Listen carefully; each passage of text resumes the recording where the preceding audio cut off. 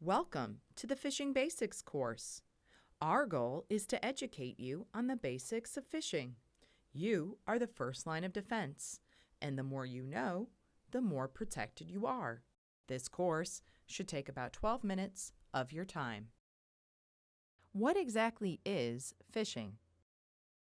Phishing comes in many forms, but it's basically a fake email, voicemail, or text message. The bad guys are trying to either get information from you or get you to download something damaging to your device. They use a variety of false electronic communications to accomplish this goal. Phishing comes in all different shapes and sizes, but once you learn more about it, you can successfully avoid most kinds of phishing.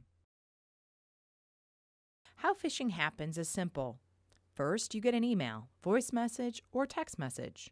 You take that action the bad actor wants you to, usually by clicking a link. This allows the hacker to download bad programs called malware onto your device. Alternatively, the bad actor successfully fools you into providing sensitive information to them, things like usernames, passwords, account or social security numbers, and the like. Once the malware has been successfully installed without your knowledge onto your device, the hacker is free to steal information or damage your device or your company. Why do criminals phish? The digital world is much the same as the physical world, and criminals do many of the same things for the same reasons. They blackmail you, threatening to lock up your precious data, threaten to expose you for something embarrassing, steal from you and commit fraud, and all so that they can get hard-earned money from you or your company. They vandalize you or your company, either for profit or just for malicious fun. They are like any other kind of criminal. They act for personal gain, bragging rights, or the challenge of the hack. But is phishing really a threat? Absolutely. It is the most common tactic to attack a company or an individual. 91% of targeted attacks use a particular kind of phishing called spearphishing, where they get your information and use it to lull you into a false sense of security. We'll hear more about spearphishing later in the program. And phishing, the most common kind of attack, is on the rise. All kinds of attacks are increasing, and phishing is no exception.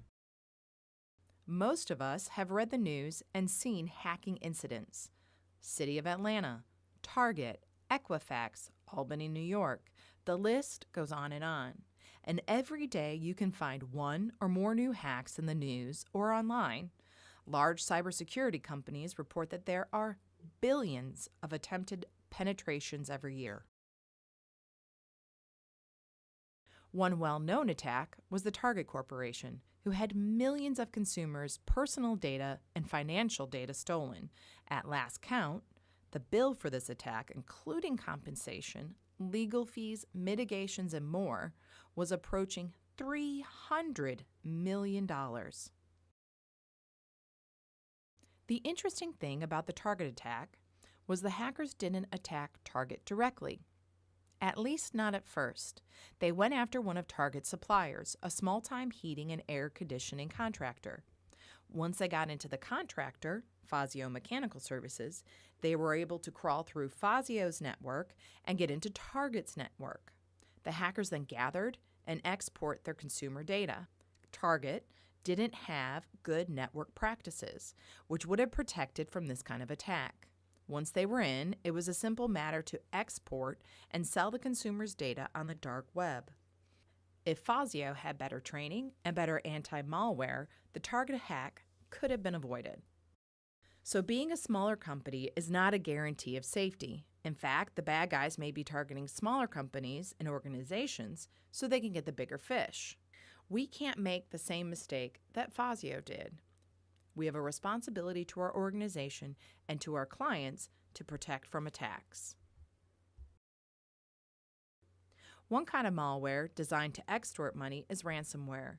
The malware encrypts all of the information on the target computer, essentially scrambling all your information. The city of Atlanta was hit by a ransomware attack, most likely transmitted by a phishing email. Usually the target has to pay a ransom to get the key to unscramble the computer. Even so, like a kidnapping, there is no guarantee that once the ransom is paid, the data will be unlocked. One of the worst ransomware events in the last few years was the hack of another logistics company, Maersk. The Maersk NotPetya attack completely paralyzed the company and shut down 20% of the world's ocean traffic for 10 days. Most small and mid-sized businesses would have been put out of business by a 10-day shutdown. For most businesses, cybersecurity is literally survival. How do you know you're getting phished? How do you spot a phish? The most basic kind of phishing is just what we would term a general phish. These are sent out by the millions in hope that some victims will be naive enough to click the link and trigger the malware. Let's take a quick look at a generic phishing email so you can spot the traits.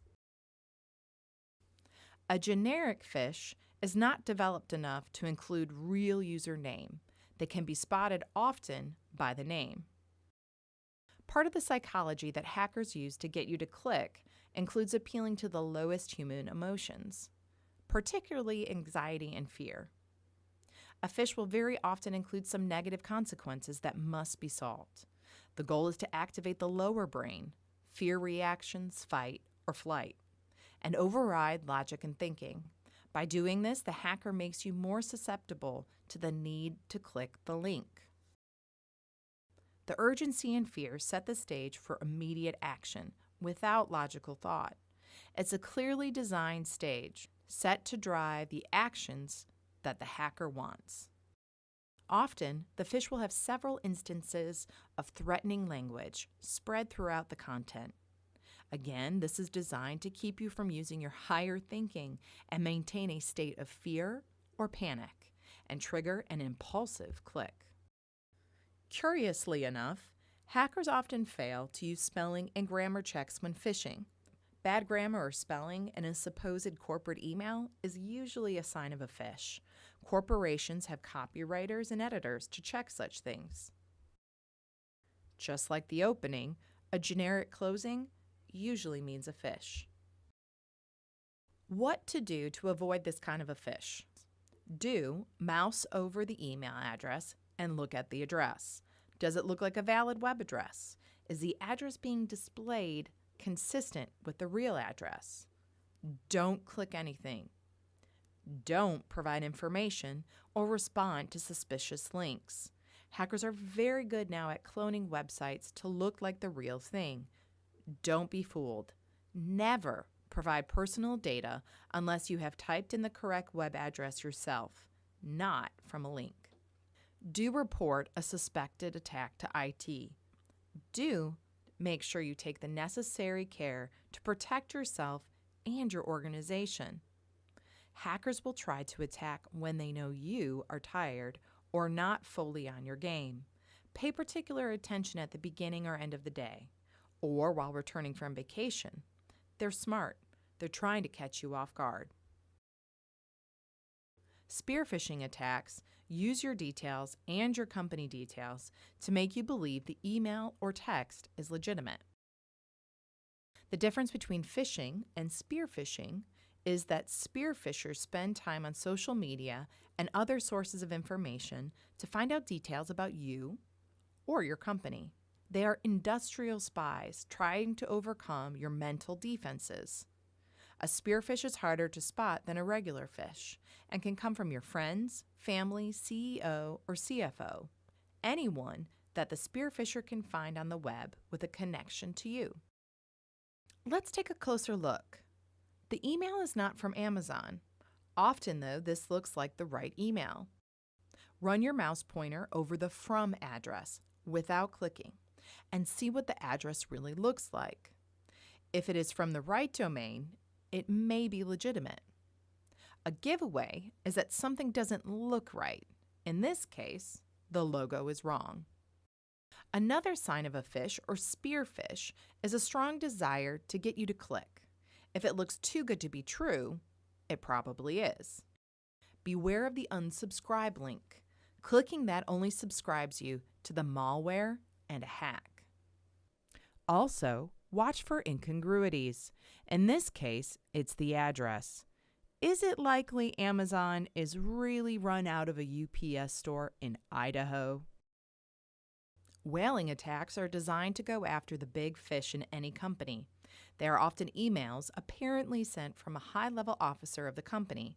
They are also designed to drive an urgent action. They can be very convincing. This is an example of a classic whaling gambit. The hacker watches social media to look for a vulnerable time, often when the boss is out of communication. They send an urgent email or text requiring immediate action. This frequently involves transferring money or providing a bank account routing or wire transfer authorization. We know several people who have been hacked in this manner. Some actually transferred funds. Always seek verbal confirmation before transferring funds. How can you protect yourself and your company? This class is the first step. Educating yourself and your team is the first and most important step. Second, be suspicious, even when you're tired, angry, or distracted. Make sure your passwords are strong and long. The longer, the better. Don't overshare on social media. If you wouldn't announce something to the world in the real world, don't post it in the digital world. If you think you see a phishing attack, report it to IT immediately. Thank you for helping us make you and your organization stronger and safer.